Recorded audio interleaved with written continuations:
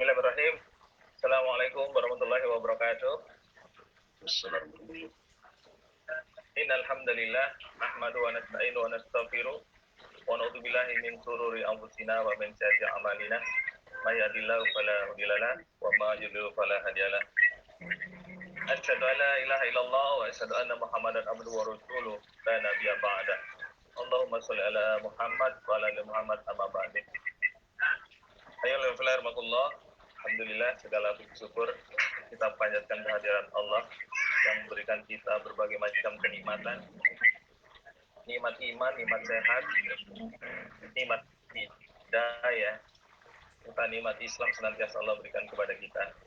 Selayaknya sebagai seorang hamba Allah yang beriman, mensyukuri nikmat-nikmat ini, kita hendaknya bisa menghasilkan sebuah amal-amal soleh, menghasilkan sebuah aktivitas untuk mengajak orang-orang menjadi soleh, sehingga bentuk pertanggungjawaban dari nikmat ini kita dijadikan oleh Allah orang-orang yang istimewa, dijadikan oleh orang-orang yang senantiasa istiqomah di jalan dakwah ini.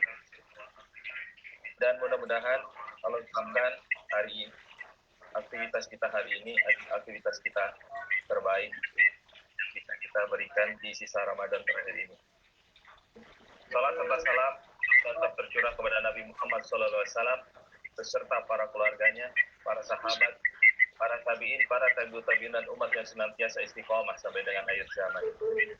Dan semoga senantiasa kita jadikan beliau sebagai uswatun hasanah dalam kehidupan kita. Baiklah, rahmatullah. Sebelumnya kita buka kajian itikaf kita kali ini dengan membaca basmalah. Bismillahirrahmanirrahim. Alhamdulillah di tengah-tengah kita telah hadir Ustaz Eka Herdiana. Ustaz, sehat Ustaz? Alhamdulillah berkhair. Damang Ustaz? Baik, pengestu.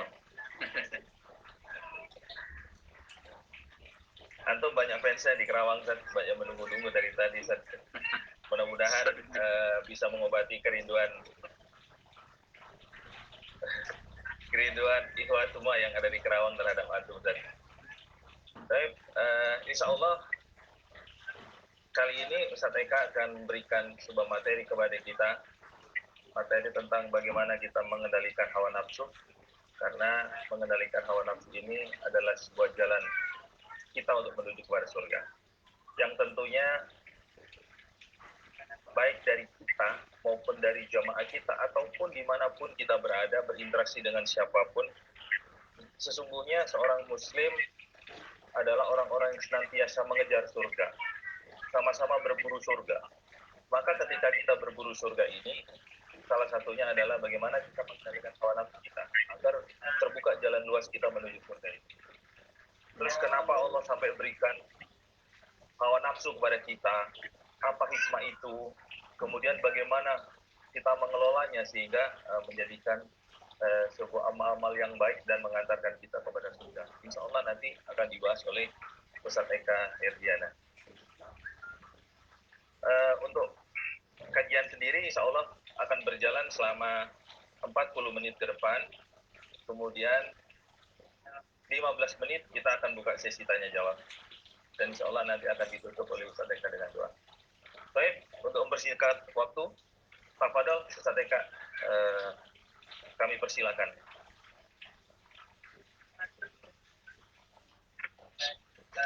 Assalamualaikum warahmatullahi wabarakatuh. Waalaikumsalam warahmatullahi wabarakatuh. Alhamdulillahirabbil alamin. Wassalatu wassalamu ala asyrofil mursalin nabiyina Muhammadin wa ala alihi wa sahbihi ajma'in. Wa ta'ala kitabil karim. A'udzu billahi samil alim minasyaitonir rajim. Ya ayyuhalladzina amanu taqullaha wal tanzur nafsum ma qaddamat lighad wattaqullaha innallaha khabirum bima ta'malun. Shadaqallah.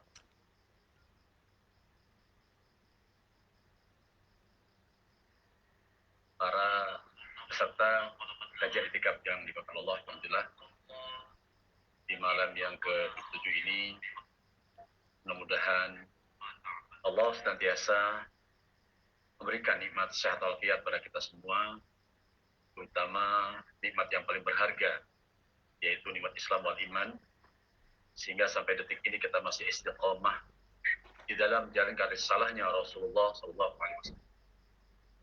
Salat dan salam kita sampaikan kepada penghulu peran dia, qudwah hasanah kita, uswah hasanah kita, Nabi Muhammad SAW, yang dengan dakwahnya, yang dengan tarbiyahnya, yang dengan akhlaknya mampu menghapuskan segala bentuk kejelehan dari hamba hidayah. Juga kita sampaikan kepada seluruh keluarganya, para sahabatnya, umatnya, hingga akhir zaman. Para peserta kajian etikaf yang Allah, kita juga bersyukur pada Allah di tengah pandemi COVID-19 saat ini, kita masih berikan kekuatan keimanan dan ketakwaan. Artinya kita masih istiqomah berpuasa, masih istiqomah menjalankan sholat tarawih, masih istiqomah membaca Al-Quran, dan kegiatan-kegiatan positif lain. Ini satu kenikmatan luar biasa. Teringat satu nasihat yang disampaikan oleh seorang hafiz Quran. Beliau guru saya ketika dulu di Mahat, Jakarta, yaitu Ustaz Abdul Aziz Abdul Rauf Al-Hafidh. Beliau mengupas satu ayat dalam Al-Quran Karim tentang tuduhan kepada Ahlul Quran yang katanya kehidupannya sempit, syaqqa. Nah, ternyata tuduhan itu sesungguhnya bisa dijawab bahwa itu tidak benar. Karena kesempitan, kesulitan, ataupun segala keterbatasan setiap dialami orang beriman, ini bagian nikmat yang Allah berikan pada kita, kebaikan yang Allah berikan kepada kita. Secara johir ya kelihatan kita kesulitan, nggak ada keterbatasan. Mungkin dari sisi Aisyah kita yang awalnya mungkin yang dagang omsetnya berkurang sampai 70-80%, atau mungkin juga yang dirumahkan, atau juga bahkan mungkin tidak dapat pekerjaan. Namun kalau ditinjau dari sisi kebahagiaan yang hakiki, tentunya orang-orang beriman tidak ada kamusnya untuk berkeluh kesah, tidak ada kamusnya untuk stres, karena ada kenikmatan di balik ini semua. Makanya dalam Al-Quran tidak dikatakan hayatus sa'adah, kehidupan yang bahagia, tapi hayatus thayyibah. Karena apa? Dalam satu riwayat digambarkan oleh beliau, ajaib urusan orang-orang beriman, ketika mendapatkan kenikmatan, dia bersyukur. Namun ketika dia mendapatkan kesulitan, kesempitan, kesusahan, dia bersabar. Intinya baik keadaan senang maupun susah, tetap baik, tetap husnuzon kepada Allah. Bahwa ini semua adalah bagian nikmat untuk perbaikan kita semua. Para jamaah sekalian yang bahagia, sunatullah, kalau kita di dunia ini mendapatkan fitnah, ujian, cobaan. Ujian bisa berupa kesenangan, bisa juga kesusahan. Makanya bagi orang beriman, apapun yang Allah timpakan pada kita, ini pasti baik di belakang. Ada hikmah. Contoh saja mungkin di balik kesulitan dialami oleh COVID-19, ternyata secara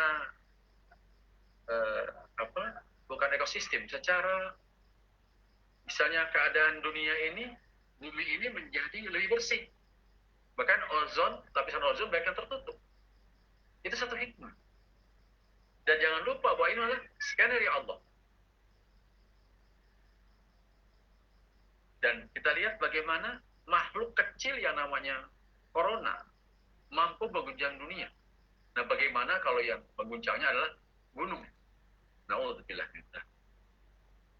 Mudah-mudahan adanya musibah ini menjadi pelajaran bagi orang beriman, karena ini adalah ujian. Namun mungkin bagi orang-orang yang sombong, bagi orang yang lalai, bisa teguran, bisa juga hukuman. Jamaah sekalian yang berbahagia, Kalau bicara tentang hawa nafsu, ya, nah ini juga termasuk saat ini. Kita ditimpa musibah pandemis COVID-19.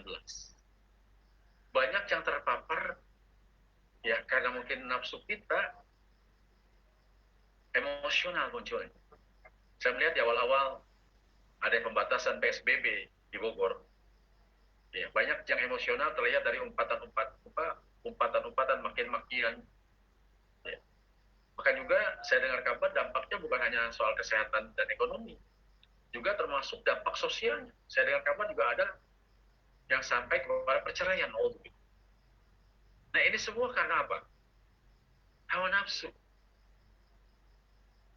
Nah alhamdulillah kita ditakdirkan ya datang tamu agung, yaitu Syahrul Ramadan, bulan suci Ramadan.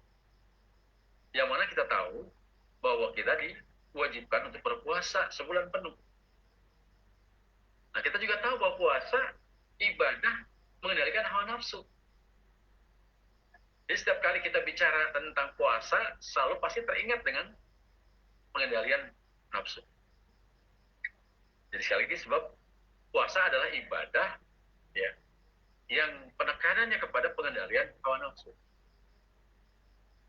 Nah ini makanya kenapa saya ambil tema ini ya untuk semakin waspada kepada hawa nafsu.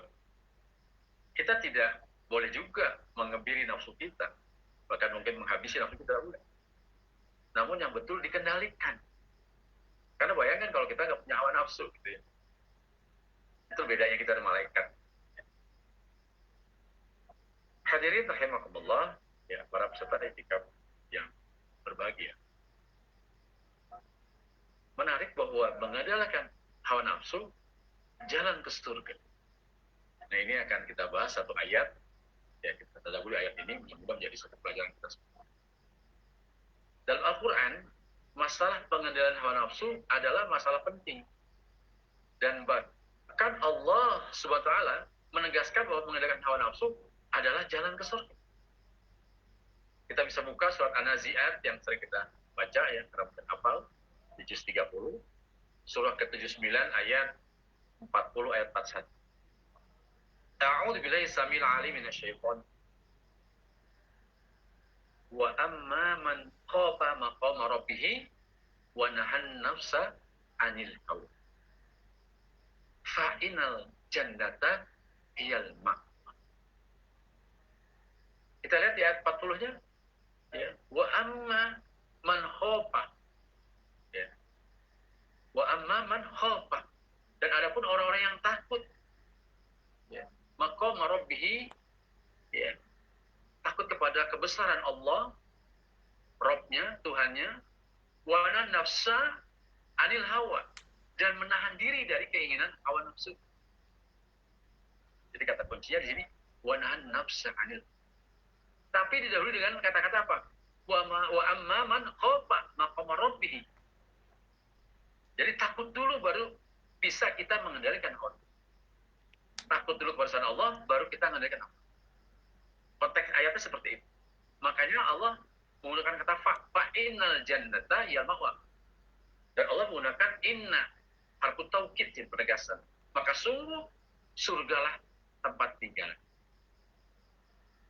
Nah, kalau kita mau mengambil pelajaran ya, bahwa ayat ini menunjukkan beberapa hal, beberapa makna. Yang pertama, bahwa setiap manusia dihadapkan kepada dua kekuatan yang saling tarik-menarik. Kekuatan takut kepada Allah dan kekuatan hawa nafsu. Sekali lagi, kekuatan takut ya, berikat dari ayat katakan ya, wa amma man khafa maqama rabbih, baru wa nahan nafsa 'anil hawa.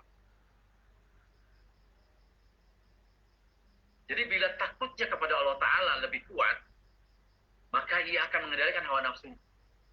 Begitu nafsu dikendalikan, syaitan tidak berdaya mengganggu.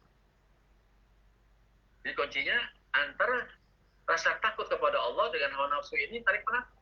Ketika rasa takut kepada Allah lebih kuat ketimbang hawa nafsunya, maka akan mampu mengendalikan hawa nafsunya. Tapi kebalikannya, ketika yang kuat itu adalah hawa nafsunya, ya, maka yang terjadi apa? Kebalikannya. Justru kita akan terseret, terbawa, dikuasai oleh hawa nafsu. Makanya kalau tadi kekuatan takutnya kepada Allah lebih hebat, lebih kuat, dan ketika setan tidak berdaya, maka amalnya akan selalu baik. Karena itu dalam Ramadan kita menyaksikan masjid-masjid penuh ya. Walaupun COVID-19 ya. Tahun ini berbeda dengan tahun sebelum. Siang maupun malam, suasana seperti itu sudah bukan di luar Ramadan. So begitu nafsu makan dibuka, setan kembali berkuasa. Karena itu sebagian ulama mengatakan bahwa dari dibukanya nafsu makan, kan terbuka otomatis pintu setan untuk menguasai manusia. Kan kita lihat Ramadan ini seperti umat Islam masuk ke orbit Islam. Semuanya hampir rata di seluruh dunia. Jadi orang hamba-hamba taat. Maka disebut bulan taat gitu ya. Nah, jadi jelasnya bahwa dengan kuatnya rasa takut kepada Allah Ta'ala, yang pertama kali akan dikandalkan nafsu. Jadi kata kuncinya adalah takut kepada Allah. Kalau ingin menguasai hawa nafsu. Lalu dari sini pintu-pintu kebaikan akan terbuka lebar. Bila amal baik terus-menerus dilakukan secara istiqomah, maka ia akan ujungnya masuk. Dan seorang ulama tabi'in mengatakan ketika satu amal soleh, amal kebaikan dilakukan kita, maka akan ada amal berikutnya, amal kebaikan berikutnya lagi. Tapi kebalikannya, ketika dosa maksiat kita lakukan, kita lakukan, maka berikutnya juga akan dosa maksiat lain yang akan kita lakukan. Jadi hati-hati dengan masalah hawa nafsu. Khususnya akan masuk terjerumus kepada perbuatan dosa. Kandungan makna yang kedua dari ayat tadi, ya, menguatkan rasa takut kepada Allah, khofa maqam rabbih, ya, adalah modal utama untuk senantiasa istiqomah dalam beramal saleh, bahkan dalam melakukan kebaikan. Ini modal utama. Jadi ketika kita mampu, ya, jiwa kita ini takut kepada Allah Taala, itulah modal utama untuk melakukan amal-amal soleh berikut. Karena itu dalam Al-Quran Allah SWT menekankan pentingnya membangun al-khawf atau juga dikenal dengan al-khasyah. Nah, pada ayat sebelumnya kalau kita mau kaji, ya, maksudnya dalam surah Al-Ziyat juga, Allah Ta'ala telah memerintahkan Nabi Musa alaihissalam agar mengajak Fir'aun supaya takut kepada Allah Ta'ala.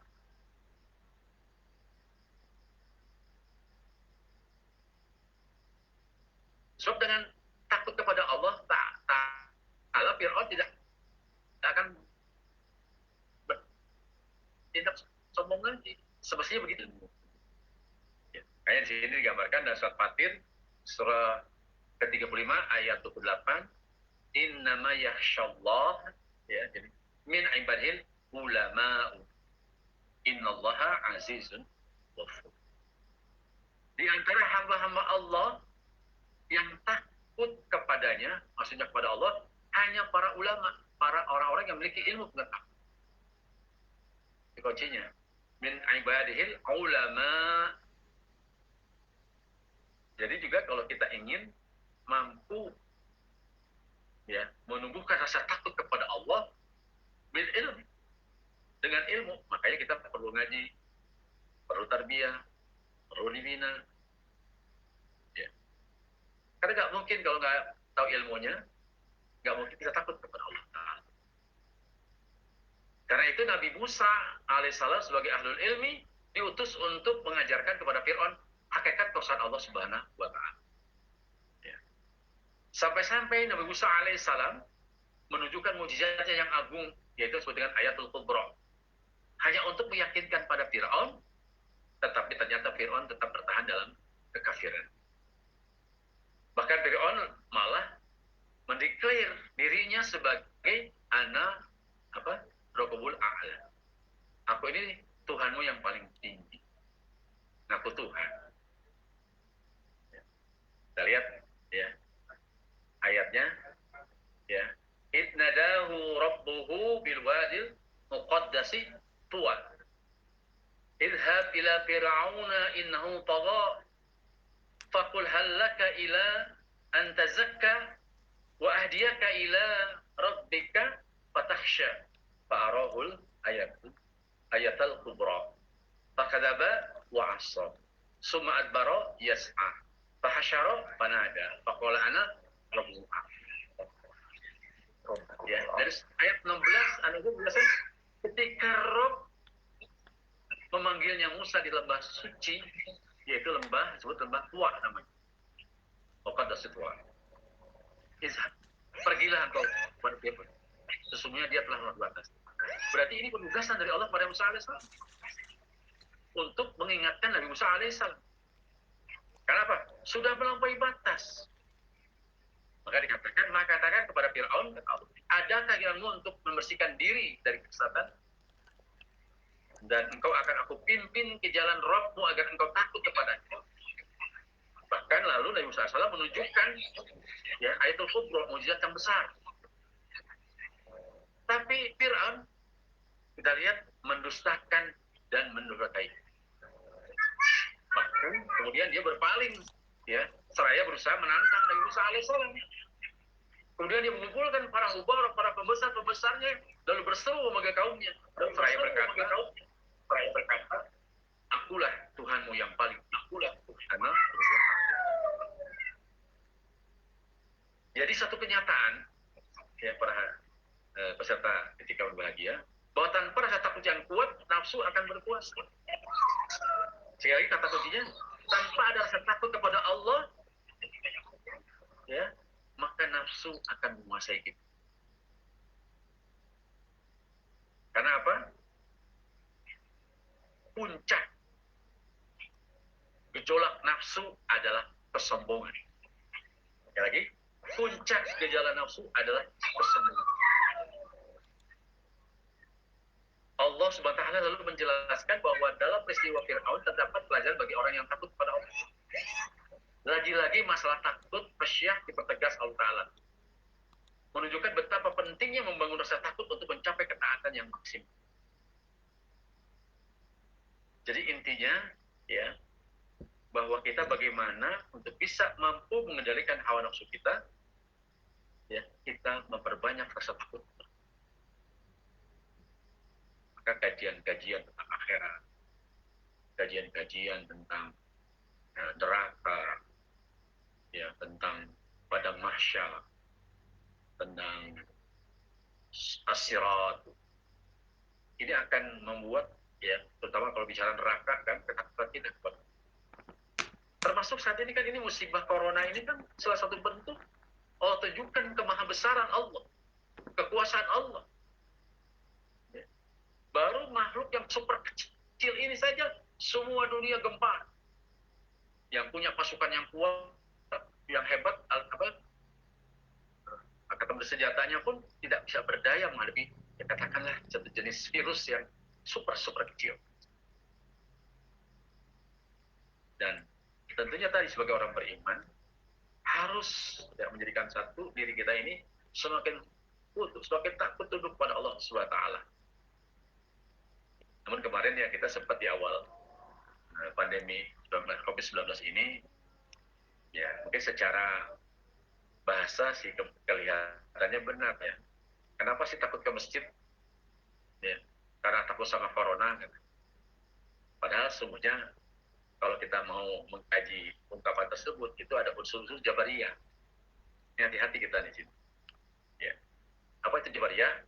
Yang menotalkan takdir dan menghilangkan iradah insaniyah, kekuatan daya manusia, upaya manusia.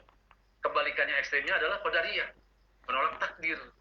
Nah, kita sebagai ahli sunnah wal jamaah, secara syariatnya kita yang berusaha, Allah yang menakdirkan. Artinya kita tidak sholat Jumat di masjid, sholat di rumah, itu bagian kita juga taat kepada Allah. Takut kepada Allah, kenapa? Diperintahkan oleh Rasul, ketika ada musibah, diperintahkan untuk kita di rumah. Nah, ini sebagai juga hawa nafsu, kelihatannya bagus mau ke masjid, ya, tapi kita egois dengan nafsu kita. Bahkan kita merasa lebih mengerti dari yang lain, sombong. Pada jelas-jelas kan akhirnya beberapa masjid terpapar juga, ada yang terkena virus corona. ini bagian dari menahan hawa nafsu. Para peserta kajian itikaf yang berbahagia. Makna yang ketiga dari ayat tadi, mengendalikan hawa nafsu adalah kata kunci untuk mencapai surga. Ya, poin yang terakhir. Ya. Karena itu dalam ayat tersebut Allah Ta'ala langsung menegaskan fa'inal jannata hiyal maqam, menggunakan tauhid. Ya. Fa'inal jannata hiyal maqam.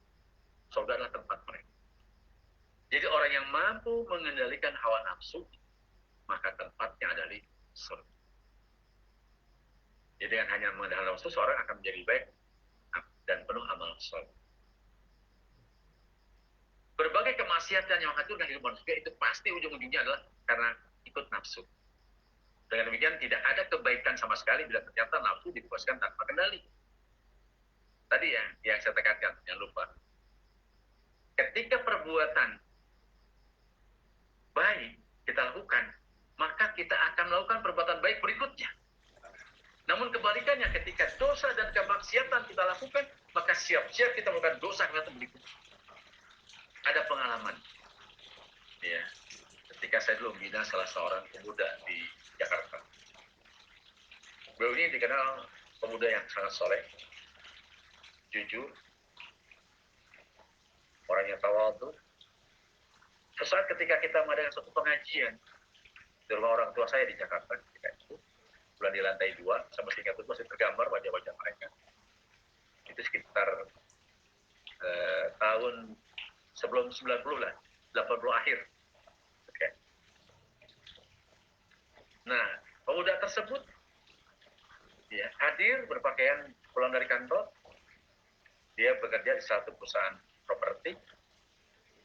Nah, ketika mulai kita biasa masing-masing baca satu halaman Al-Quran, kita tadarus ya, berlawanan arah jam. Dia, saya ingat posisinya di posisi yang ketiga, masih tergambar. Ketika salah seorang yang ngaji dengan saya baca Quran, selesai, yang kedua, nah masuk ke dia, tiba-tiba dia menangis, terseduh-seduh. Akhirnya saya putuskan lanjutkan dengan yang lain. Sampai selesai, semua baca Quran masih menangis. Akhirnya saya mulai kajian saya, kurang lebih sekitar 1,5 jam, 1 jam dan 1,5 jam, seperti itu. Sampai selesai itu masih menangis. Akhirnya setelah kita hiwar, jawab macam-macam, diskusi, selesai, dia masih walaupun pelan masih menangis. Akhirnya saya perintahkan untuk yang lain pulang, dan dia yang nangis disuruh tetap di tempat. Akhirnya saya ajak bicara hati ke hati, apakah tadi ada ungkapan atau ada perbuatan saya yang salah dan sebagainya. Dia bilang tidak, Ustaz. Ada masalah besar. Nangis lagi dia. Akhirnya dia sekarang, ya coba anda ceritakan dia mengumpulkan. Silakan. Dia katakan, akhirnya terus terang, tadi siang saya di kantor, ya, yang buat saya merasa berdosa, Ustaz. Karena ketika ada klien saya, customer saya, ya menagih surat-surat rumah yang sudah janjikan 2 bulan yang lalu, ternyata sampai 4 bulan belum selesai. Dan saya waktu itu diminta oleh pimpinan saya untuk berbohong. Akhirnya saya tanpa sadar, saya berbohong, saya katakan seperti itu, menjanjikan sesuatu yang belum pasti, tapi hati ini sakit sekali ya Ustaz. Sampai saya pulang dari kantor, sore hari saya menangis sendirian, dan buktikan juga, saya pun di tempat ini juga saya menangis. Dan ya, ketika salah orang yang tidak biasa berbohong, dia akan ada rasa sakit ya. Namun jangan salah, ketika kebohongan pertama ini dia bagusnya sadar dan beristighfar mohon ampun pada Allah. Tapi ketika kita orang jujur tapi sekali berbohong, kemudian berbohong lagi, maka jadi hobi bohong. Tadi saya katakan, ketika perbuatan maksiat kita lakukan sekali saja tanpa ada istighfar. Nah, para ulama salafus soleh, bahkan ulama tabi'in, saya baca dalam tarbiyahnya orang-orang tabi'in, saya pernah baca dalam satu kitab, ya ternyata ketika hati ini bercermin, ketika ada satu dosa kita lakukan, satu titik kontak kron kita. Ketika kita istighfar, maka akan terhapus kembali cermin itu mengkilat, bersinar, bercahaya, bening. Tapi ketika maksiat kalau kan bertumpuk, 1 ron, 2 ron, 3, 4, 5, terus sampai tertutup seperti jelaga hitam, maka kata salafus soleh mengatakan, kalau sudah seperti itu, kita tidak akan tahu kapan ataupun bagaimana setan mengganggu dari arah yang mana. Tahu setan menggoda dari aliran darah ya. Kalau tertutup hitam itu akan sulit kita mengendalikan hawa nafsu kita, termasuk juga setan kita tidak bisa kontrol. Nah menarik para tabib salafus soleh, kenapa selalu selesai dosa, istighfar, dosa, istighfar, dosa, istighfar, mohon ampun, tobat, istighfar, tobat, tobat. Kenapa? Jangan sampai ada titik hitam di dalam hatinya, akibatnya tertutup ketika setan menggoda kita. Makanya para salafus soleh tabiin dahulu, tabiin dan salafus soleh mengatakan, dia bisa menghitung dosanya. Karena apa? Saking sedikit dosanya. Kalau kita kebanyakan dosa, nggak bisa menghitung kita. Nambah terus setiap harinya. Karena kita jarang istighfar. Rasulullah SAW pernah menggambarkan Nabi berbayat menggaris di atas pasir. Sabilillah, lurus. Kemudian dia kiri kanannya seperti tulang ikan ya. Dicuk ikan kalau bahasa Sunda itu. Itu sabil syaitan. Jalan setan. Bayangkan ketika kita lurus sedikit, sekian derajat melenceng, maka lama-lama akan apa? Akan menjauh. Apa perintahnya? Istighfar, mohon ampun, dan tobat. Tobat kembali on the track. Sekali lagi, ketika dosa, cepat kita evaluasi dosa. Tadi surat Hasyr di ayat di awal mukadimah saya bacakan. Itu salah satu warning dari Allah. Ya taqullah wal tanzun nafsu ma qaddamat lighad wa taqullah. Di sini orang beriman dipanggil ya. Jadi kalau dalam Al-Qur'an kalau belajar tentang Quran itu ada 2 kalimat dibagi 2. Ada khabariyah, ada insya'iyah. Apa itu khabariyah? Berarti ayat ini kandungannya kabar, berita dari Allah. Tapi kebalikannya insya'iyah. Ini lawan dari bukan berita, tapi apa? Ada dialog kita dengan Allah. Makanya cirinya apa? Perintah, larangan, apalagi pertanyaan dari Allah. Keempat, panggilan. Dan kelima, tamani angan-angan. Contoh apa kalau perintah? Aqimus sholat. Waita izzak. Perintah. Berarti kita diperintahkan. Ya imanu kutiba alaikumus syiyam. Nah, itu juga perintah. Larangan. Wala taqrabuz zina.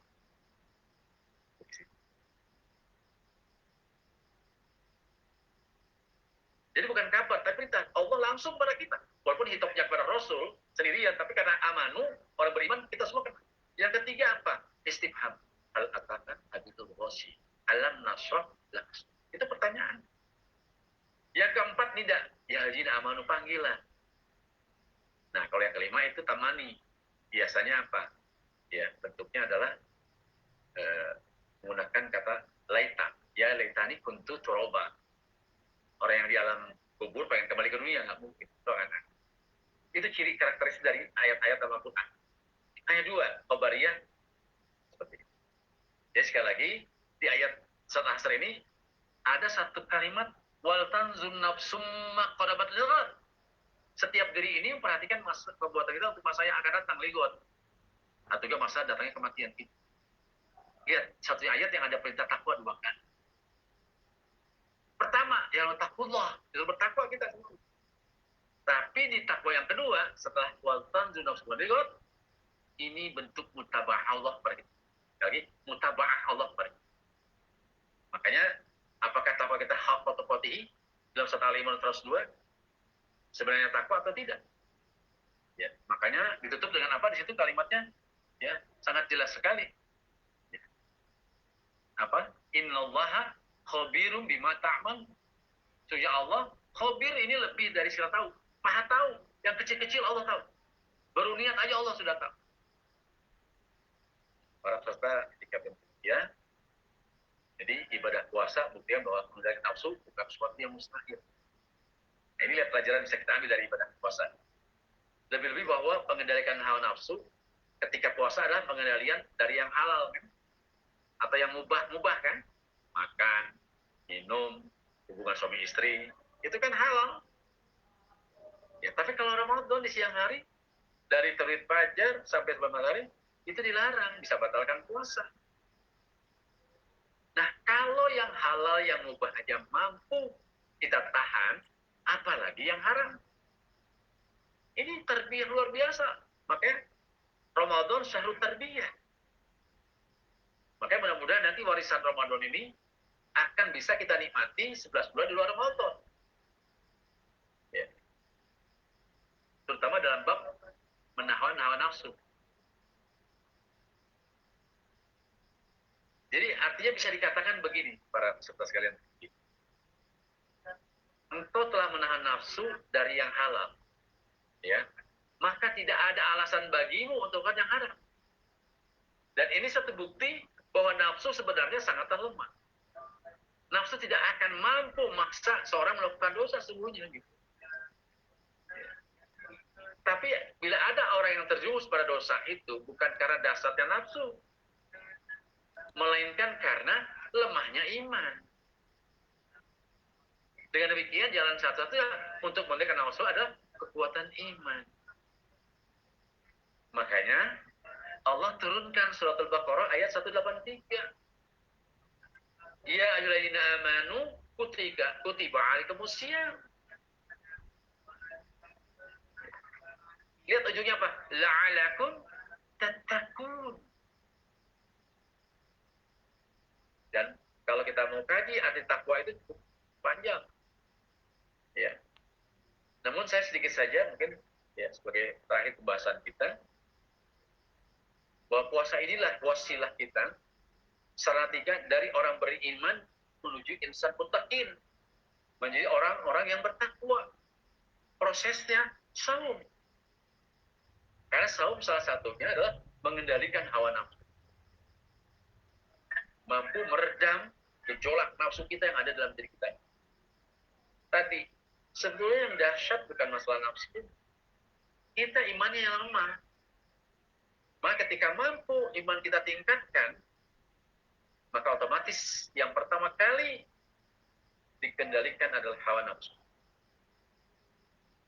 Para peserta kajian itikaf yang berbahagia, di akhir saya ingin menjelaskan sedikit la'alakum tattaqun. Jadi kalau tadi ungkapan ya amanu kutiba alaikumusiyam kama kutiba alal ladzina qablikum la'alakum tattaqun. Ya.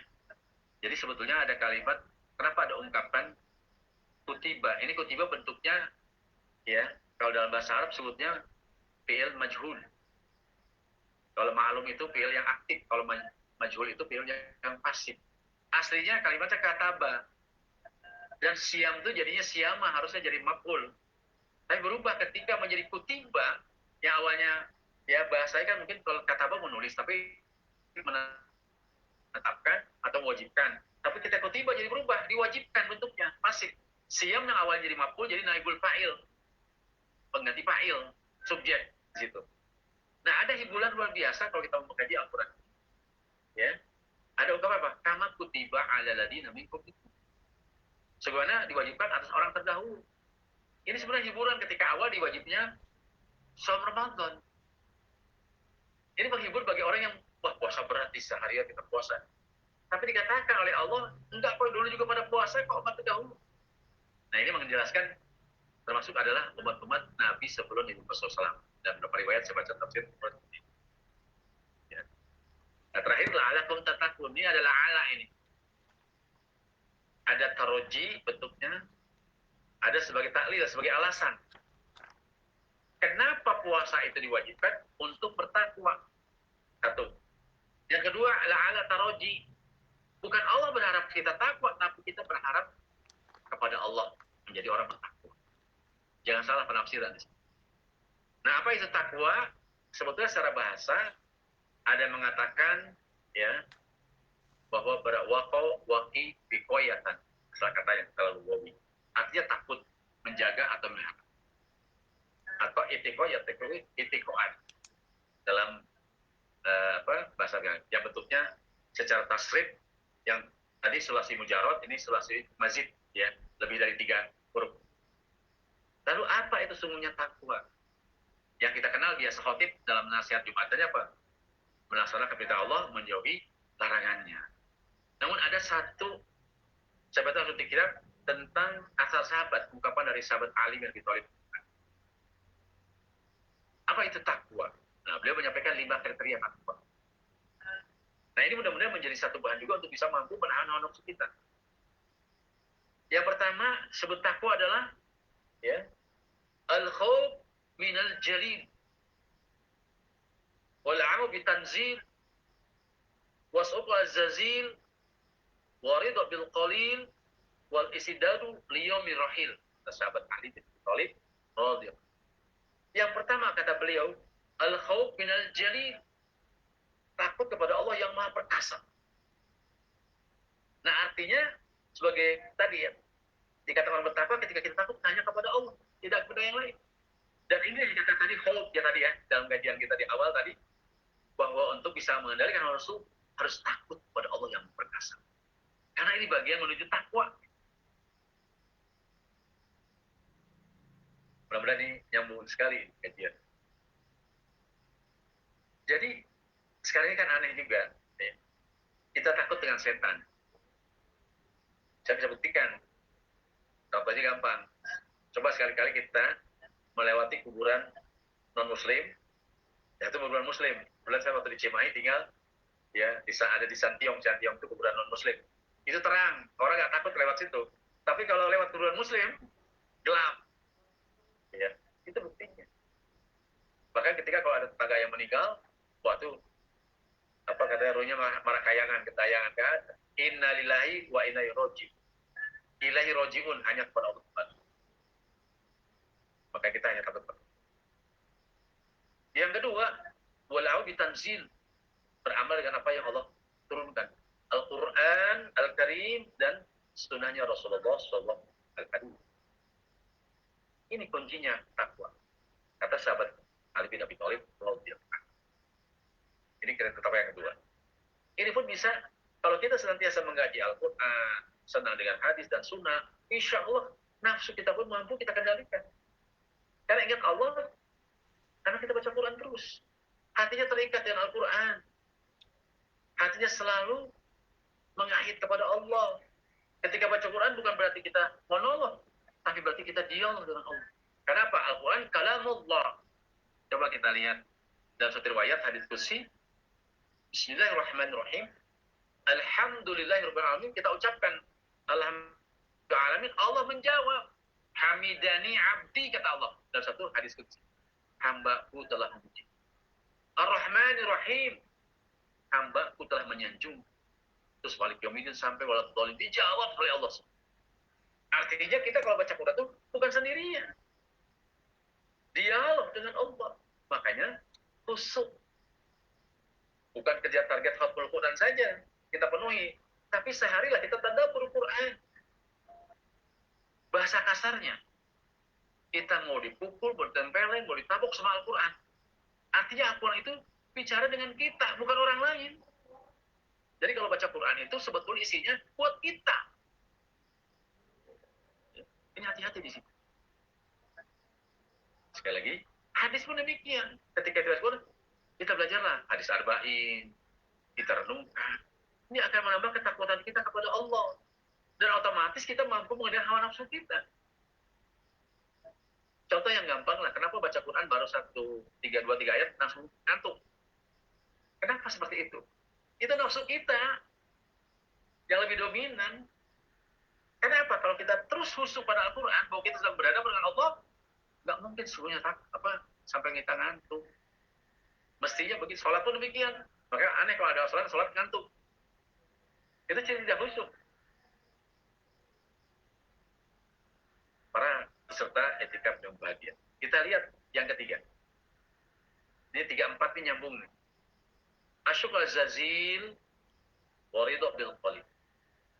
Bersyukur dengan apa yang Allah anugerahkan dan ridho dengan sedikit. Ridho dengan sedikit. Inilah cara efektif untuk bisa diri kita menghindar dari rasa dengki, iri hati, hasad, hasut kepada orang. Kenapa? Kita bersyukur yang kita dianugerahkan Allah apa juga, besar kecilnya kita tetap bersyukur. Termasuk di saat pandemi ini, kita juga bersyukur pada Allah. Di balik kita sabar. Karena apa? Yang tadi jauh memang keluarga kan, karena stay at home, jadi dekat dengan keluarga. Yang awalnya juga jarang hatam Quran, jadi hatam. Ya. Yang biasa jarang baca buku, sekarang baca buku terus. Seperti itu, baca kitab. Nah, ini bagian-bagian yang harus kita lakukan. Ridho dengan sedikitan sama. Jangan sampai kita melihat tetangga sebelah, wah itu baru kerja 3 bulan tuh jadi karyawan, udah punya motor. Timbal suudzon, timbal hasad, timbal dengki kita.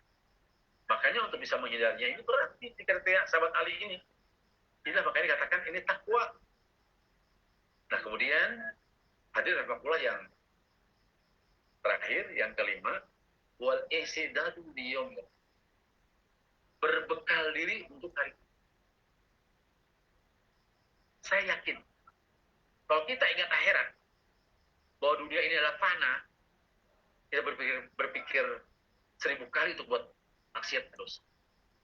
Makanya tadi nafsu kita mampu kita kendalikan dengan, karena kita sering lihat akhirat, ingat mati, zikrul maut. Suatu saat sahabat Utsman menangis di atas kuburan. Dari ungkapan bahwa aku kenapa bukan takut jangan pada neraka, kenapa pada kuburan? Apa kata sahabat Utsman? Kematian ini adalah pintu pertama kita menuju alam akhirat. Apakah kita dijamin jadi orang yang soleh? Apa kita dijamin jadi orang-orang yang husnul khotimah? Belum ada jaminan. Bahkan kata Fudail bin Iyad dalam satu kitab saya baca, warning pada usia yang sudah 60 ke atas. Kalau masih tidak juga bertobat, kalau masih juga tidak berbuat kebaikan, tidak berusaha kembali kepada Allah, maka nanti ketika dimulai di alam masa balik, sampai kepada akan berbuat maksiat terus, dan ujungnya adalah su'ul khatimah. Akhirnya jelek. Nah, mudah-mudahan kita di bulan Ramadan ini kita diterjia bukan hanya berpuasa, tapi juga oleh pandemi COVID-19, oleh corona, bagian yang menterbiah kita. Ya, karena situasi ini yang dibuat oleh dia, ya, oleh corona ini, yang buat kita seperti ini saat ini. Yang harus kita syukuri pada Allah. Ya, tidak usah kita sesali. Ini bagian ujian, cobaan dalam kehidupan yang paling. Mudah-mudahan Allah segera cabut. Itu saya bisa sampaikan, lebih kurang mohon maaf bila ada kata tidak berkenan. Ya, intinya saya ingatkan bahwa banyaklah takut kepada Allah Ta'ala, agar kita mampu bisa mengelakkan hawa nafsu, dan ujungnya kita akan masukkan kepada surga. Wallahu a'lam.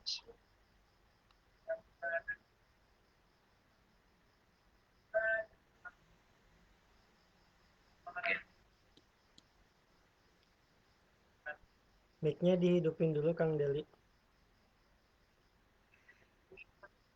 Baik, jazakallah khairan katsir pada Ustaz Eka yang sudah menyampaikan materinya.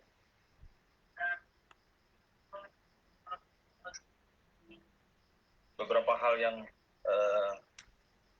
sangat bermanfaat buat kita dari tauhid Ustaz Eka tadi, bahwasanya bahwa mengendalikan hawa nafsu dengan takut kepada Allah, karena betapa pentingnya rasa takut kepada Allah itu untuk mengendalikan hawa nafsu. Makanya tidak salah ketika suatu hari Umar bin Abdul Aziz, seperti yang tadi Ustaz Eka sampaikan, ada perasaan takut yang luar biasa terhadap Allah ketika diangkat menjadi seorang khalifah itu, bahwa beliau menyampaikan anak kunnar, saya takut kepada neraka. Takutnya kepada neraka itu adalah bentuk rasa takutnya kepada Allah, sehingga beliau bisa mengendalikan hawa nafsunya luar biasa sehingga mencapai sebuah kepemimpinan yang gemilang. Maka Ustaz Eka mengajak bahwa saya mengendalikan hawa nafsu, pertama yang harus kita lakukan adalah takut kepada Allah. Ketika itu sudah bisa kita kendalikan, maka itu adalah kunci kita ke surga. Wa inna jannatal yal ma'wa. Wa rahmatullah. Jadi puasa ini bisa kita jadikan sebagai sarut tarbiyah dalam menawan hawa nafsu. Coba Ustaz Eka tadi menyampaikan bahwa saya mengendalikan yang halal, begitu. Maka jika hari ini sesuatu yang halal itu bisa kita kendalikan, di bulan-bulan berikutnya sesuatu haram, sesuatu yang makruh, bahkan yang mubah akan sangat mudah sekali kita kendalikan. Nah, maka sisa waktu dalam bulan Ramadan ini betul-betul kita manfaatkan bahwa sarut tarbiyah dalam mengendalikan hawa nafsu itu harus kita dapatkan sehingga kita kembali menjadi seseorang yang mempunyai sebuah keimanan yang tinggi yang diharapkan oleh Allah menjadi seorang yang muttaqin, seorang yang punya iman yang tinggi sehingga hawa nafsu itu mampu dilawan dengan imannya tadi. Dan yang terakhir disampaikan oleh Ustaz Eka bahwasanya berbekal diri kita untuk kehidupan akhirat itu ya dengan menahan hawa nafsu. Karena Utsman bin Affan pun berbekal dirinya menghadapi kehidupan akhirat itu dengan mengendalikan hawa nafsu. Sehingga kita betul-betul menjadi seorang yang istimewa di mata Allah, menjadi seorang yang akan mempunyai tempat tersendiri untuk dibukakan jalan yang luas menuju surga. Baik, suatu hal yang insya Allah menjadi ilmu buat kita dari guru kita yang akan bisa menjadikan hari-hari kita lebih berkualitas, insya Allah.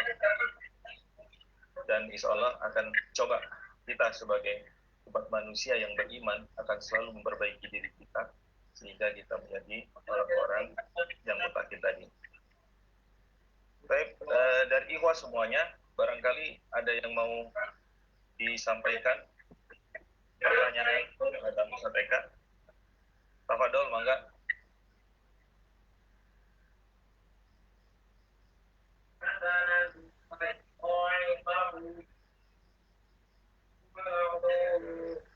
Barangkali untuk mengawali pertanyaan Ustaz, apa sih hikmah Allah sebenarnya menurunkan hawa nafsu kepada kita? Padahal kalau malaikat ya, tidak diberikan hawa nafsu, barangkali dalam kesehariannya akan selalu beriman kepada Allah. Kenapa Ustaz? Hikmahnya apa aja Ustaz Allah berikan kepada kita hawa nafsu itu Ustaz? Ya, Bismillahirrahmanirrahim. Kalau kita lihat juga kan, kenapa juga ciptakan ada surga dan neraka. Satu. Kedua juga, jangan lupa kita makhluk di ahsani taqwim. Makhluk yang paling sempurna dibandingkan makhluk yang lain. Malaikat secara umum mungkin secara malakut alam yang sangat sempurna karena beliau alam makhluk yang sangat taat kepada Allah, tidak ada maksiatnya karena tidak ada nafsu. Ya. Ada lagi iblis, yang laknatullah kita lihat. Itu juga beriman. Apakah iblis tidak beriman pada Allah? Sangat beriman. Dulu tempatnya di surga. Kemudian karena memang tadi sini ya, puncak nafsunya apa? Sombong tadi dikatakan kan. Makanya Fir'aun laknatullah juga puncaknya adalah an-nadhbul a'la, kesombongan. Nah, sedangkan manusia makhluk yang ideal. Ya. Malaikat itu kan dari cahaya, iblis api, kita dari tanah. Makanya lihat alam. Ada alam malam. Kalau kita banyak puasa, kita naik ke alam melati, menekan hawa nafsu. Tapi kalau kita ke bawah, ke dunia, ya, itu kita bisa dikatakan hawa nafsu. Nah, Allah menciptakan kita manusia falhama fujuraha wa taqwaha. Ada iroda insaniyah. Kenapa? Ya, kita bisa lihat. Ini jalan fujur, jalan dosa. Ini jalan takwa. Jadi di sini Allah Ta'ala sudah berikan jalan sama kita. Disuruh milih. Nah kalau malaikat kan nggak ada ini kenapa? Karena udah taat ya. Nah makanya apa? Wa ma khalaqal jinna wal insa illa liya'budun. Nah jadi jin manusia itu sama dengan kita, punya kewajiban yang sama. Nah jangan lupa juga ingat surat apa ya? Arab ya, yang 7172. Bagaimana ruh sebelum masuk ke dalam janin bayi untuk jadikan nyawa dipanggil dulu kan oleh Allah. Wairu Allah sebelum qalu bala syahid. Sudah perjanjian, sudah ada syahadah di sini. Agar apa nanti? Agar tidak menyesal kemudian Allah tidak ingatkan. Sehingga namanya sebetulnya ya, mohon maaf, namanya manusia sebetulnya fitrahnya itu agamanya tauhid. Kulubuludin yu'adul fitrah. Allahu. Kedua orang tuanya atau yang paling dominan dia jadi Yahudi, Nasrani, Majusi. Nah setelah pakai kata-kata ini kenapa hikmahnya? Kenapa kita diberi nafsu? Karena kita makhluk sempurna. Beda dengan yang lain seperti itu. Ya. Nah, inilah hal-hal yang mudah-mudahan ya Allah berkasih oleh Allah semuanya Allah kita menjadi manusia yang sempurna. Ya bahkan kita diberikan surga yang sangat tinggi nanti. Surga Firdaus nanti kan. Nah kalau malaikat udah biasa. Nah ini akan dipanjang lagi kalau kita kaji secara khusus nih. Ada lagi kajian-kajian. Tapi intinya sebentar itu yang bisa saya sampaikan. Agak panjang kalau dibahas itu. Itu baru satu hikmahnya yang saya Sampai subuh kali sana. Ada hikmah lain, ya, tapi itu salah satunya itu. Allah yang tahu.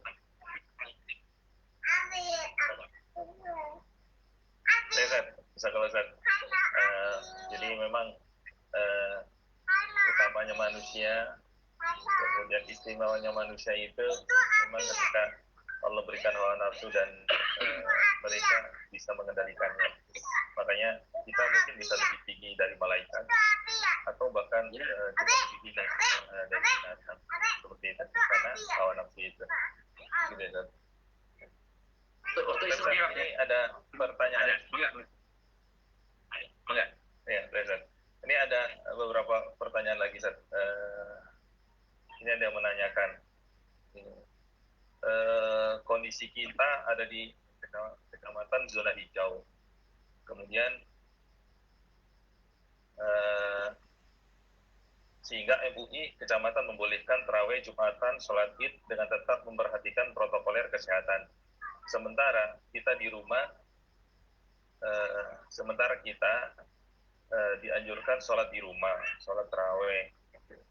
Sebagian masyarakat juga mengikuti kita pada sholat di rumah. Hal ini membuat pengurus DKM jadi berpandangan negatif pada kita. Nah, ini memang betul, Zat. Ini yang sekarang terjadi, bahwa rata-rata memang ketika kita berada di rumah, sedangkan masyarakat di sekitar kita pada tarawih, sholat Jumat, dan seperti tidak terjadi apa-apa, biasa saja begitu, sehingga seolah-olah melihat kita menjadi orang yang dalam tanda kutip asing gitu. Kemudian ya kita jadi punya pandangan negatif masyarakat. Nah ini bagaimana menyikapi, padahal kita sebenarnya dalam rangka bertakwa ya, dalam rangka menawan hawa nafsu seperti yang antum sampaikan tadi itu. Tafadhol, Ustaz. Ya, kita kan ada fikul ahkam, ada fikul syariah, ada fikul dakwah. Dan ini kadang-kadang kita juga dalam mensikapinya juga tidak bijak. Saya nggak sama, di rumah juga sama di sini. Saya masih Jumatan, ya, karena di kampung. Dari yang memang rata-rata adalah hanya orang kita aja, nggak ada orang luar. Jadi putusan dari DKM itu, nggak ada yang lain ini katanya gitu. Tapi kita juga awal-awal bahkan bahasanya ekstrim ke saya. Ustaz, kenapa takut sama corona? Takut sama Allah. Ya saya bilang tadi. Nah kita mensikapi ini, kita jangan terpancing. Artinya jangan kita langsung narik ini. Saya katakan, oh begitu, Pak Haji. Saya jelasin pelan-pelan. Saya ikut juga berjamaah dengan mereka. Tapi pas pulang subuh misalnya kita ajak jalan, ya kita dekati DKM-nya. Jadi antum jangan langsung kejar itu langsung cabut diri. Nah, walaupun secara ada atas bahwa kita harus stay home, ya. Nah, alhamdulillah hanya waktu 1 minggu karpet masjid digulung. Kita mulai karena berhasil kita berikan pencerahan. Besok kalau gitu kita bersihin aja, akhirnya disemprot untuk kuman. Ya. Bahkan mereka juga akhirnya saya bilang udah karpetnya kita masukin laundry aja. Artinya bagaimana kita berikan sesuatu yang ini. Kemudian juga disiapkan mau masuk ada sabun air ya untuk cuci sebagai seperti mereka buat. Nah, apalagi kita lihat bahwa Bogor memang hijau merah, tapi kecamatan desa kami masih hijau gitu.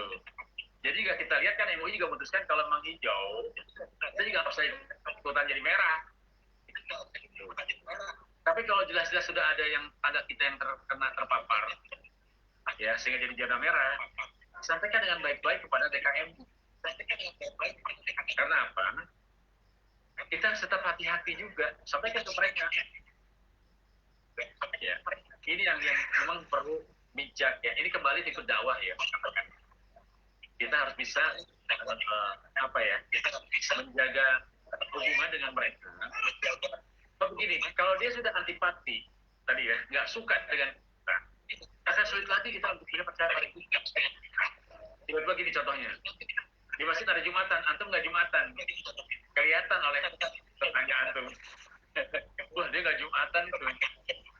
Ya, padahal dia tahu bahwa ini ada COVID-19. Kalau saya tetap berangkat ke masjid, walaupun kita mungkin pakai masker gitu ya, nggak apa-apa. Dia nggak tahu kan lagi. Itu. Karena apa? Jadi kita berhadapan dengan orang-orang yang mungkin setelah tidak ngerti. Bahkan awalnya isunya berkembang daripada COVID-19, itu yang tanggal 12 Ramadan akan ada suara mungkin Dajjal akan turun gitu kan, itu sampai itu. Saya nyatakan nggak begitu direweti begini seperti itu. Alhamdulillah kan ketika lewat bener tuh nggak bener kata itu. Ya, jadi intinya ini tarbiyah juga untuk masyarakat. Kalau antum bagus hubungan, jangan langsung antum tarik diri langsung. Ya, sampaikan ke mereka. Dan kalau sudah bilang ulah dirikan, antum ngeliatin langsung gitu. Buat antum drastis,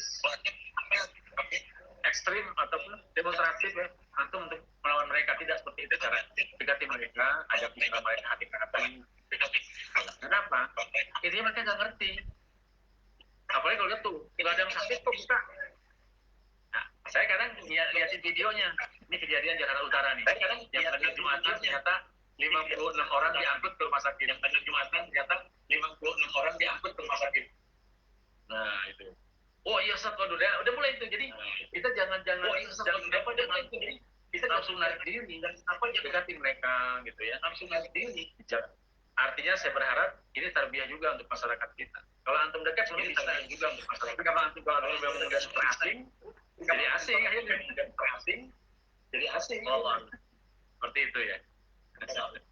Seperti itu. Ini seni bermasyarakat itu. Ini seni bermasyarakat itu. Ya, ini tuh wallahu alam. Ustaz, ya. Betul Ustaz. Ini tuh wallahu alam. Ya, sekolah Ustaz. Ya, memang begitu seninya ya bermasyarakat. Kadang-kadang kita tidak bisa di ekstrem kiri, kadang-kadang tidak bisa di ekstrem kanan begitu. Memang harus ada sandannya dengan mereka begitu. Harus ada menjadi bagian dari merekanya begitu. Betul. Kadang-kadang barangkali kalau kita tahu begitu juga mungkin ada satu kali dalam sholat kita mungkin nyangkut ke mereka ikut gitu, yang lain enggak begitu. Nah, memang butuh seperti itu kadang-kadang ya Ustaz.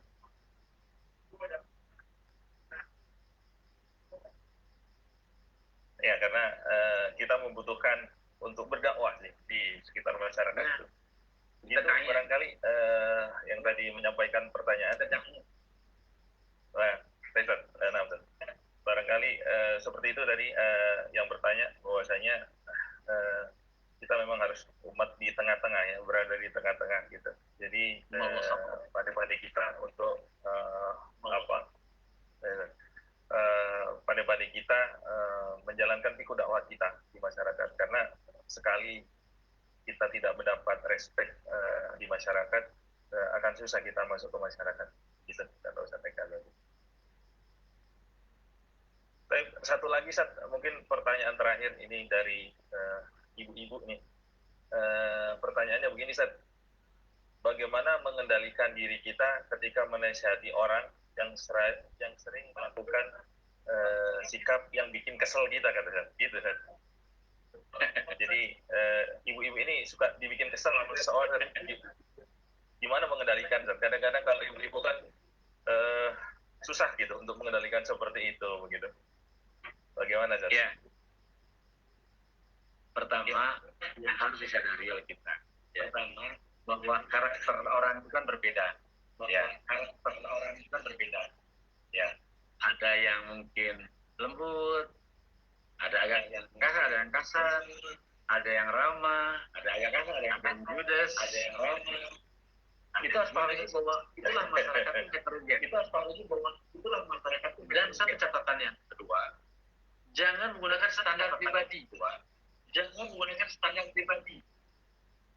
Misal, orang ingin seperti kita. Misal, orang ingin seperti kadang-kadang tanpa sadar, ya, kita kesel ke orang, karena orang itu nggak sesuai dengan kita. Kita kesel orang.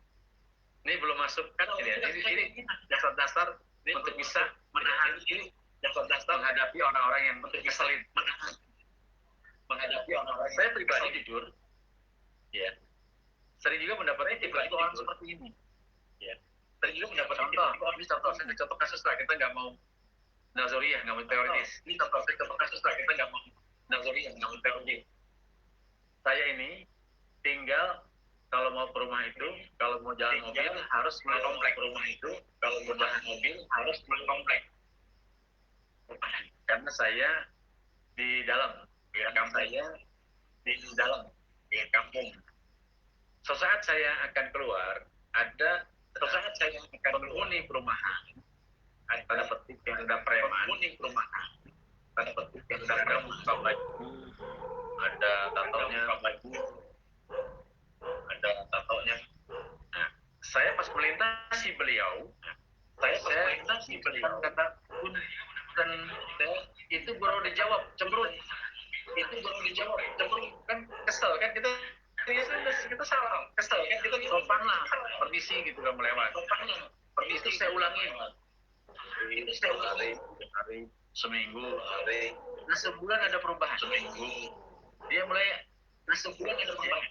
Jawab, dia mulai, walaupun masih ketus, enggak, katanya jawab. Tapi saya terus, 2 bulan. Tapi saya lakukan, karena saya masih lewat situ. Dan dia ada, tahadus minimal, dan dia ada. Ya, pas 3 bulan, mulai agak tersenyum. Bulan berikutnya mulai senyum, mulai mangga. Nambah bahasanya. Ustaz mau kemana? Ustaz mau kemana? Saya bilang wajahnya awalnya menyeramkan, itu ternyata ramah. Alhamdulillah adiknya jadi jamaah pengajian saya. Dampaknya tuh. Jadi artinya gitu, itu satu. Ada satu tren juga, itu satu kolega kantor. Ngeselin. Satu kita pahami bahwa husnuzon ini yang paling penting. Karena buah yang paling ringan itu adalah husnuzon, berprasangka baik kepada Allah. Contoh, dia ngeselin kita, mungkin ada masalah di rumah, mungkin ada masalah dengan keluarganya, atau mungkin dengan adik, dan sebagainya, ada problem ekonomi dan sebagainya. Jadi kalau kita sudah berbuat baik dengan Allah, dan kita akan baik, insya Allah. Nah, ini nasihat penting. nasihat guru saya, Ustadz Hilmi Amanuddin. Ketika saya berdakwah banyak mengalami hambatan-hambatan. Tadi antaranya banyak yang ngeselin. Kita udah baik, apa jawaban beliau ketika saya tanyakan dakwah dakwah. Beliau hanya mengatakan jawab dengan amal soleh. Jawab dengan amal soleh. Maksudnya kemana? Saya bilang depan itu bageran katanya. Baikin. Kalau tetangga kirimin kue, kirimin makanan. Pokoknya berbuat baik silaturahim. Tapi dia ngeselin itu kuncinya katanya. 2-3 kali insya Allah berubah. Dan itu saya alami ketika saya tempat di Bogor. Awal masuk yang di industri, karena tahu kita salah satu hizab dari PKS gitu ya. PK dulu PKS. Terus setelah kita banyak berbuat amal soleh. Karena di ketimbang kita menjawab mandian, capek dan juga makan hati. Tapi kalau antum buat amal soleh, dampaknya luar biasa. Dan itu loh oleh Rasulullah SAW kepada orang Yahudi, di kota Makkah, dan kota Madinah. Wallahu a'lam. Ustaz, atas tanggapan pertanyaan tadi. Itu kata kunci memang betul. Kata kuncinya yang perlu kita lakukan, kita jawab dengan amal soleh.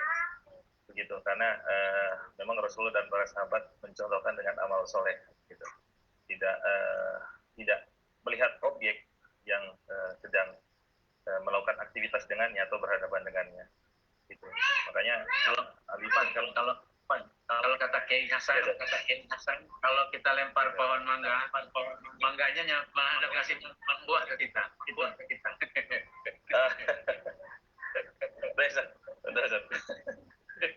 Ya, memang betul. Ya. Jadi memang begitulah dakwah kita mengajarkan ya sesungguhnya ya. Bahkan mencari ilmu pun sampai Ali menyampaikan, lihatlah siapa yang berbicara, jangan melihat siapa lihatlah apa yang dibicarakan. Nah, betul. Ya, lihatlah apa yang dibicarakan, jangan siapa yang berbicara. Nah, ya, betul sekali itu. Jadi ya memang begitulah warna-warni masyarakat kita begitu.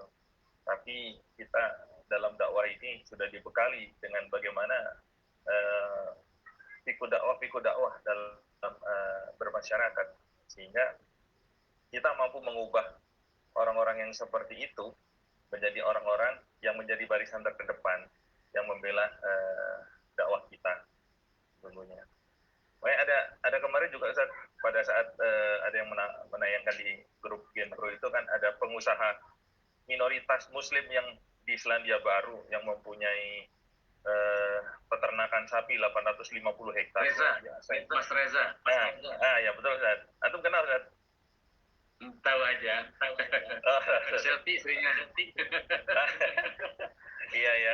Kemarin itu juga sama ketika beliau menyampaikan atau ditanya gitu, apa tidak takut hidup menjadi seorang yang minoritas di tengah orang-orang yang beragama non-Muslim begitu. Mas Reza kan juga menjawab ya bahwasanya saya tidak takut karena yang betul, karena yang mereka lihat adalah bagaimana akhlak kita, bagaimana sikap kita, bagaimana amal-amal soleh kita yang dilihat mereka seperti itu. Ini adalah sebuah tatanan sosial sih sebenarnya dalam masyarakat. Ketika kita sudah banyak manfaatnya buat mereka, ya sudah gitu. Sebenarnya mereka pun juga akan mengikuti kita sebenarnya ya. Nah, barangkali betul. Itu yang bisa kita terapkan dalam masyarakat kita. Mudah-mudahan Allah mudahkanlah segala urusan dakwah kita, baik dalam masyarakat kita ataupun dalam segi yang lebih luas lagi. Baik Ustaz, kelihatannya waktu juga sudah larut Ustaz, dan insya Allah hari ini kita begitu begitu banyak ya mendapat ilmu dari Ustadz Eka, dan mudah-mudahan apa yang disampaikan Ustadz Eka tadi itu bisa kita aplikasikan dalam kehidupan kita, karena memang aktual dan realistis sekali sebenarnya apa yang disampaikan oleh Ustadz Eka tadi, gitu.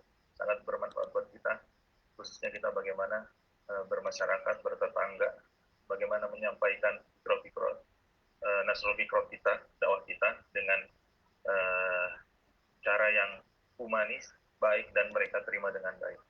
Baik Ustaz, sebelum kita tutup barangkali ada closing statement Ustaz dari Antum, kemudian nanti kalau kita akan tutup dengan doa Ustaz. Tafadhol Ustaz, closing statement-nya Ustaz. Ya. Pertama, yang harus diperhatikan oleh kita semua, ya sudah Pak Bupati, banyaklah kita untuk senantiasa hati ini dikontrol. Artinya kalau muhasabah, kebanyakan orang ada amal. Tapi sebaiknya dari niat sudah kita mulai kita evaluasi. Apakah amal yang akan kita lakukan ini karena Allah atau karena yang lain? Sekarang atau nanti yang kita lakukan? Apakah ada manfaat atau mudarat? Itu harus menjadi bahan evaluasi.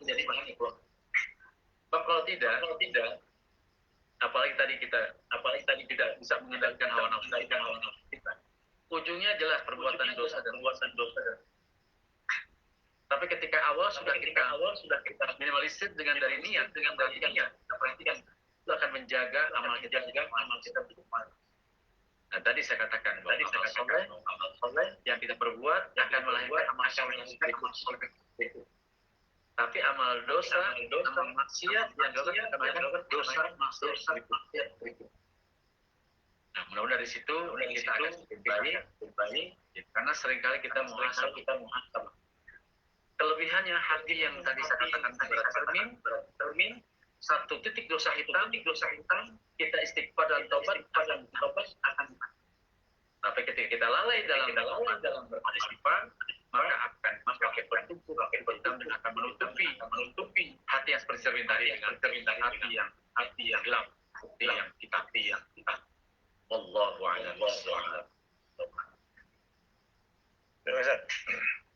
Ya, kalau Ustaz atas closing statement-nya, insya Allah menjadi pemicu buat kita, menjadi muhasabah buat kita, karena sesungguhnya masalah dari masing-masing orang yang barangkali semua orang juga bermasalah adalah mengendalikan hawa nafsu.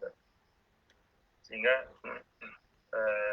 mungkin sebagai pengingat kita bahwasanya ketika kita sudah terbiasa mengendalikan hawa nafsu, maka akan berulang-ulang kita akan melakukan hal yang sama. Begitupun ketika kita tidak bisa mengendalikan hawa nafsu itu, sehingga berulang-ulang juga kita akan melakukan hal yang sama seperti itu. Mudah-mudahan kita terjaga, sehingga hawa nafsu selalu terjaga, sehingga kita menjadi orang-orang mulia di sisi Allah Subhanahu wa Ta'ala.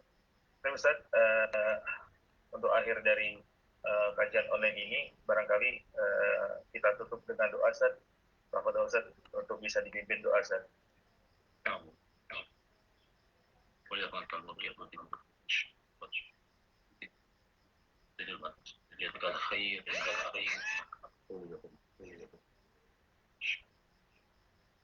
أعوذ بالله من الشيطان الحمد لله والصلاة والسلام اللهم اغفر للمسلمين والمؤمنين والقواديات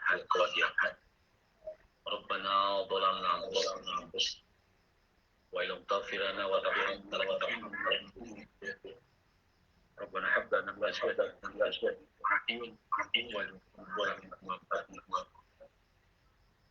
اللهم ارفع عنا الولاء والبراء واستر الفتن يا أرحم اللهم انك تعلم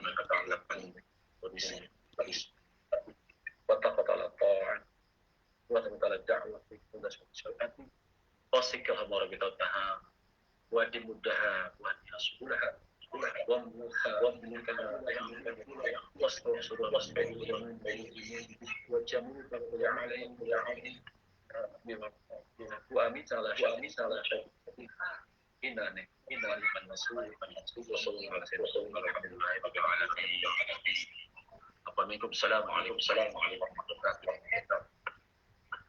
Amin amin ya rabbal alamin. Waalaikumsalam warahmatullahi wabarakatuh. Ustaz, jazakallahu khairan katsir atas taujih dan nasihat serta ilmu-ilmu yang sudah antum berikan kepada ikhwah semua di Kerawang. Semoga menjadi amal soleh terbaik antum, Ustaz, dan menjadi amal yang terus-menerus sampai yaumul akhir nanti Allah berikan kepada antum. Dan kita mudah-mudahan juga bisa senantiasa mengamalkan apa yang disampaikan oleh Ustaz tadi. Kemudian kita betul-betul di sisa bulan Ramadan ini bisa menjadi seseorang yang lain, menjadi seorang yang muttaqin, menjadi seorang yang lebih bertakwa. Karena boleh jadi hari ini adalah Ramadan terakhir buat kita. Boleh jadi hari ini adalah Ramadan yang bisa kita nikmati. Boleh jadi tahun depan kita belum tentu menikmati Ramadan seperti ini. Sehingga sisa waktu ini mudah-mudahan bisa membuat motivasi buat kita, mempunyai semangat yang berlipat-lipat sehingga kita mampu menjadi orang-orang yang dihadapan Allah, orang-orang yang bertakwa, yang bertakwa, yang insya Allah menjadi orang senantiasa berada di garis terdepan dalam mengemban amanah dakwah ini. Baik, sebelum kita tutup, kita baca istighfar, kita baca hamdalah, dan kita tutup dengan doa qanutatul majelis. Astagfirullahaladzim, astagfirullahaladzim, astagfirullahaladzim. Alhamdulillahirabbil alamin. Subhanakallahumma wa bihamdika asyhadu an la ilaha illa anta astaghfiruka wa atubu ilaik. Akhirul kalam. Assalamualaikum warahmatullahi wabarakatuh. Waalaikumsalam warahmatullahi wabarakatuh. Jazakallah Ustaz. Waalaikumsalam.